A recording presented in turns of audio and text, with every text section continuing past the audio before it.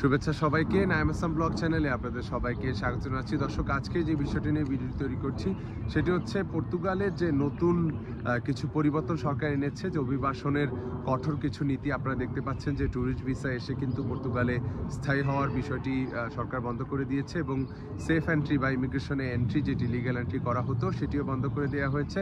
তো এখন এটি স্থায়ীভাবে বন্ধ হয়ে যাওয়ার পরে এখন আপনারা স্টুডেন্ট ভিসায় বাংলাদেশ থেকে যারা আসতে চান বা বাংলাদেশ থেকে স্টুডেন্ট ভিসায় এসে নতুন আসলে কিভাবে আপনারা স্থায়ী হবেন পর্তুগালে, বা আপনাদের ক্ষেত্রে কোনো পরিবর্তন আসছে কিনা সেটি নিয়ে অনেকে আমাকে প্রশ্ন করেছেন। আজকে সেই বিষয়গুলো নিয়ে বিস্তারিত আপনাদেরকে জানাবো।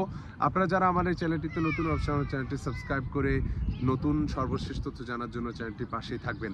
শুরুতে বলে রাখি যে দর্শক, পর্তুগালের সরকার যে লিগ্যাল এন্ট্রির মাধ্যমে এসে 23/2007 বা 88.289 যে ধারাগুলোর মাধ্যমে এতদিন মানুষদেরকে সহজে কাগজ দিয়েছিল, সেটি বন্ধ করে দেওয়ার পরে এখন তারা যেটি আসলে প্রস্তাব করছে যে 3টি উপায়ে সহজে পর্তুগালে আসা যাবে। তার মধ্যে প্রথম হচ্ছে যে ওয়ার্ক পারমিট, দ্বিতীয়ত হচ্ছে আপনার স্টুডেন্ট ভিসা, এবং তৃতীয়ত হচ্ছে ফ্যামিলি রিউনিয়ন।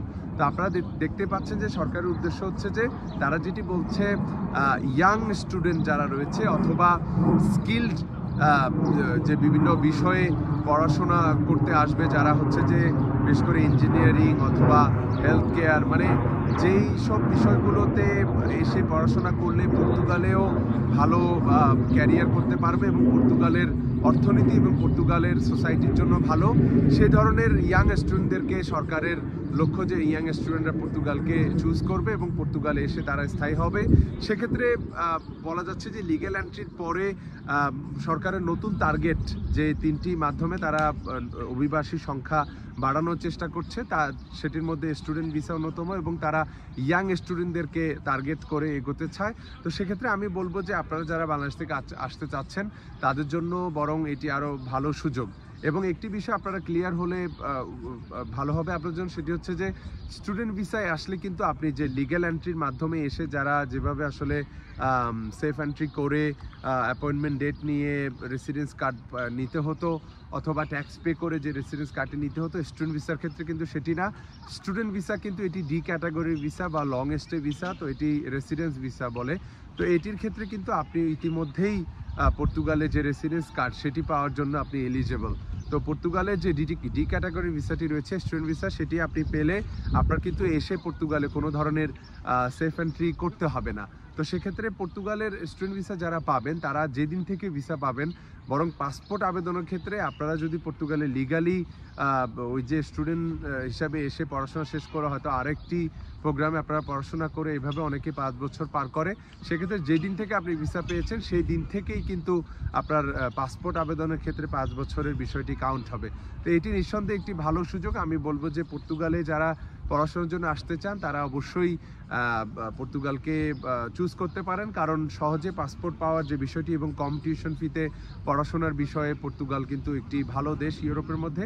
তবে পর্তুগালে স্টুডেন্ট ভিসা আসার ক্ষেত্রে কিছু জটিলতা রয়েছে, বা কিভাবে আপনারা সেটি সমাধান করতে পারবেন সেটি আমি ভিডিওটির শেষে বলছি। একটি বিষয় বলবো শুরুতে, যেটি হচ্ছে যে পর্তুগালের কিন্তু আপনারা যদি পড়াশোনা করতে আসতে চান, টিউশন ফি কিন্তু 2000 ইউরো থেকে শুরু করে আপনার সেটি 3000, 4000, 5000, 6000 ইউরো পর্যন্ত আছে পার ইয়ার। 6000 হচ্ছে অনেক হাইয়েস্ট পর্তুগালের দেশ হিসাবে। তবে 2000 ইউরোতেও কিন্তু পর্তুগালের কিছু ইউনিভার্সিটি রয়েছে যেগুলোতে বাৎসরিক টিউশন ফি হিসাবে আপনি পড়াশোনা করতে আসতে পারবেন। তো এখন আপনাদেরকে বলবো যে জটিলতাগুলো আসলে কি রয়েছে। জটিলতার মধ্যে অন্যতম হচ্ছে যে দিল্লির যে দূতাবাস রয়েছে সেখানে বাংলাদেশি স্টুডেন্টদের ভিসা রেশিও অনেক কম।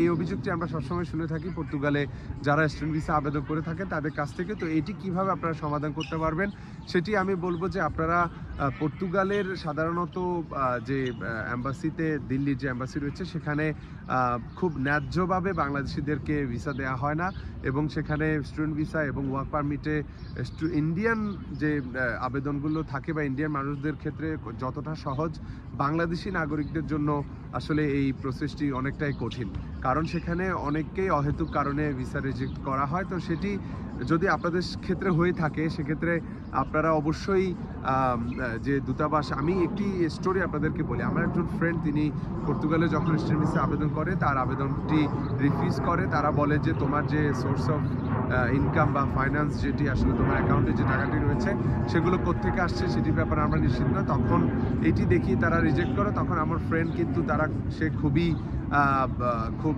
দুঃখ ভারাক্রান্ত বলবো বা খুবই আপসেট হয়ে তাদের কাছে ইমেল করে, পর্তুগাল ফরেন মিনিস্ট্রিতে ইমেল করে যে আমার খুব ভ্যালিড রিজন ছিল কিন্তু তারা আমাকে হচ্ছে যে ভুলভালভাবে এভাবে আমার ক্লাস শুরু হচ্ছে কিন্তু আমাকে রিজেক্ট করে দিয়েছে। তখন আমার এই ফ্রেন্ড কিন্তু তার যে জমি বিক্রি করেছে, জমি বিক্রির ডকুমেন্ট সহ আপিল করে আবার যখন এম্বাসিকে দেয় তখন তিনি কিন্তু আবার ভিসা পেয়ে যায়। তো আমি বলবো যে আপনাদের যদি রিজেক্টও হয় কারো ক্ষেত্রে, সেক্ষেত্রে আপনারা যে কারণে রিজেক্ট করেছে সেটি সমাধান করে আবারও আপিল করে সর্বোচ্চ চেষ্টা করবেন পর্তুগালের এই ভিসাটির সমস্যাগুলো জটিলতাগুলো আপনারা সমাধান করা। তো এটি একটি টিপস আপনাদেরকে দিয়ে রাখলাম। আর দ্বিতীয় আরেকটি বিষয় হচ্ছে যে পর্তুগালের অনেক ইউনিভার্সিটি রয়েছে, সেখানে আপনি যদি কোনো কারণে ভিসা না পান বা কোনো কারণে সেশন মিস করে থাকেন তাহলে কিন্তু তারা আপনার টিউশন ফি অনেক ক্ষেত্রে ফেরত দিতে চায় না যদি আপনি ভিসা রিজেক্ট হয়। তো এটি কিন্তু একটি সমস্যা। বিগত সময়ে অনেকেই এভাবে পর্তুগালে এসে রিজেক্ট হওয়ার পরে তাদের টাকাগুলো বা টিউশন ফিগুলো ফেরত দেওয়ার ক্ষেত্রে অনেক জটিলতা তাদেরকে পড়তে হয় ফেরত পাওয়ার ক্ষেত্রে।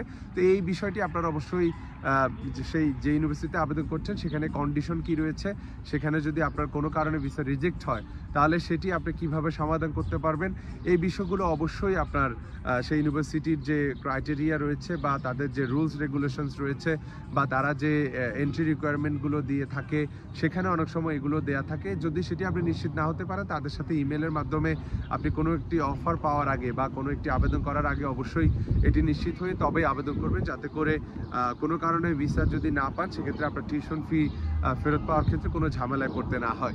তো যাই হোক দর্শক, আপনাদেরকে মোটামুটি আমি পর্তুগালের যে বর্তমানে স্টুডেন্ট ভিসা আসার ক্ষেত্রে আপনাদের সেখানে আসলে কি সুযোগ সুবিধা রয়েছে বা স্থায়ী হওয়া বা পাসপোর্ট পাওয়া এছাড়াও ভিসা পাওয়ার ক্ষেত্রে যে জটিলতা সেই বিষয়গুলো নিয়ে আলোচনা করলাম। আশা করছি এটি আপনাদের উপকারে আসবে। নতুন কোনো তথ্য জানা থাকলে অবশ্যই কমেন্টে লিখে জানাবেন। আমি নতুন কোনো ভিডিও নিয়ে পর্তুগাল এবং ইউরোপের সর্বশেষ ইমিগ্রেশনের আপডেট নিয়ে আপনাদের সামনে আবারও হাজির হব। সে পর্যন্ত সবাই ভালো থাকবেন, সুস্থ থাকবেন। ধন্যবাদ সবাইকে।